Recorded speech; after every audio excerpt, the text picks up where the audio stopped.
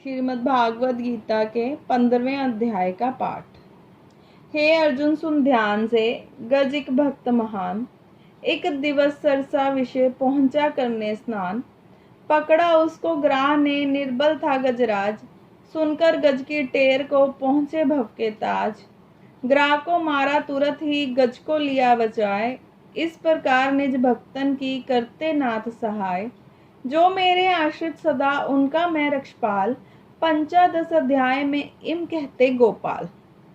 भगवान जी बोले, हे लक्ष्मी, संसार अश्वत्थ पीपल के समान है, जिसकी पुरुष रूपी जड़ ऊपर है और चराचर शाखा नीचे है। वेद इसके पत्ते हैं, जो ये जानता है वही वेद का ज्ञाता है।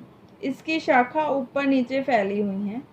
सत, रज और तम गुण इसकी वाहिनी नसें हैं, जिनसे इसका पालन पोषण होता है। शब्द रूप इसकी डालियां हैं, एवं वह पीछे कर्म रूप में प्रकट होने वाली इसकी जड़ नीचे मनुष्य लोक में और भी नीचे तक चली गई है। पर अश्वत्थ का यह रूप, इसका आदि और अंत और आकार संसारी प्राणी के ध्यान में ही आता, तथापि इसकी जड़ गहरी है। ऐसे इस पीपल का वैराग्य रूप दृढ़ शास्त्र से काट कर वह स्थान ढूंढना चाहिए जहां से फिर लौटना नहीं पड़ता। और साथ ही ये विचारना चाहिए कि जिससे ये पुरातन प्रवृत्ति उत्पन्न हुई है, मैं उसी आदि पुरुष की शरण में हूँ। अहंकार और मोह रहित, संग दोष को जीतने वाले, आत्मज्ञान से निरत, सब कामनाओं से दूर, सुख दुख नामक द्वंद्व पदार्थों से मुक्त, ऐसे ज्ञानी पुरुष शाश्वत पद को पाते हैं। जिसे सूर्य चंद्र या अग्नि प्रकाशित नहीं करते, वहां मेरा परम धाम है, वहां जाकर लौटना नहीं होता।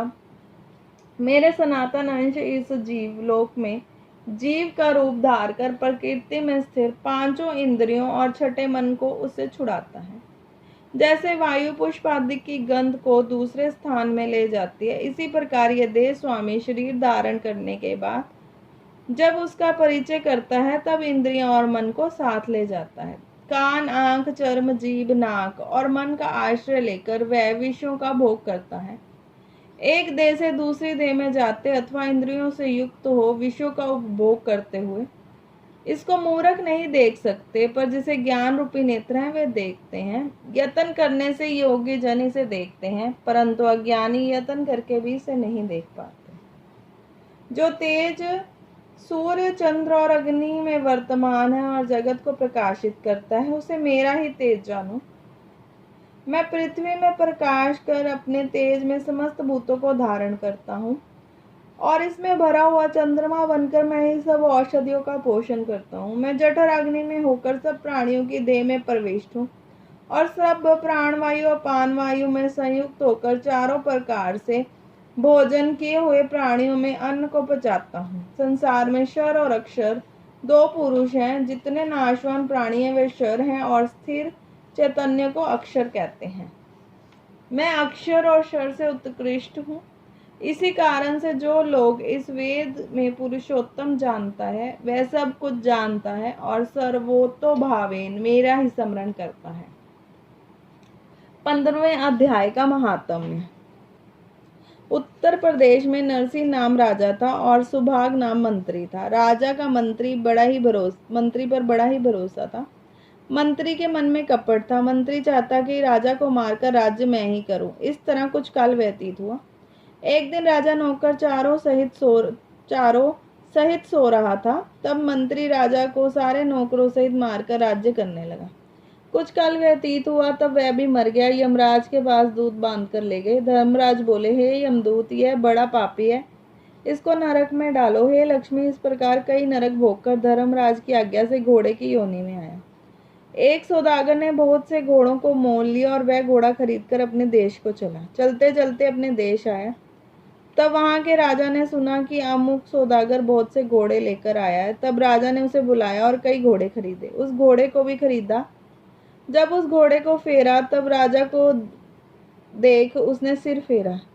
यह देख राजा बोला, क्या बात है, ये घोड़े ने सिर फेरा। राजा ने पंडित को बुलाकर पूछा कि इस घोड़े ने मुझे देखकर सिर क्यों फेरा, इसका कारण क्या है। पंडित जी ने कहा, हे राजन, इस घोड़े ने तुम्हें सिर नवाया है।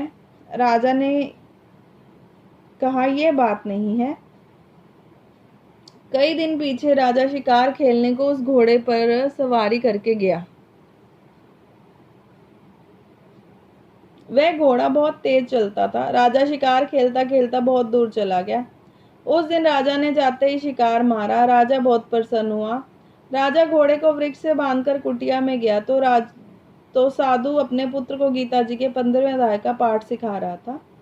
वृक्ष के पत्ते पर श्लोक लिखकर बालक से कहा, खेलते भी रहो और इसे कंठस्थ भी करो। उस पत्ते को घोड़े ने देखा तो उसकी तुरंत देह छूट गई। देव पाई और स्वर्ग से विमान आया, जिस पर बैठकर बैकुंठ को चला। इतने में राजा जल पीकर बाहर आया। देखा तो घोड़ा मरा पड़ा है। राजा चिंतित होकर बोला, ये घोड़ा किसने मारा, इसे क्या हुआ? इतने में बालक बोला, हे राजन, तेरे घोड़े को चैतन्य में हूँ। मैंने अब ये देह पाई है, बैकुंठ को चला हूँ। राजा ने पूछा, तुमने ऐसा कौन सा पुण्य किया? घोड़ा बोला, ये बात ऋषिवर से पूछो। राजा ने मुनीश्वर से पूछा। मुनि बोले, हे राजन, गीता जी का श्लोक लिखा हुआ पत्ता इसके आगे पड़ा। घोड़े ने ये अक्षर देखा, इसके कारण घोड़े की गति बढ़ी। श्री नारायण जी बोले, हे लक्ष्मी, ये गीता के 15 अध्याय का महात्म मैंने तुम्हें सुनाया। जय श्री कृष्ण।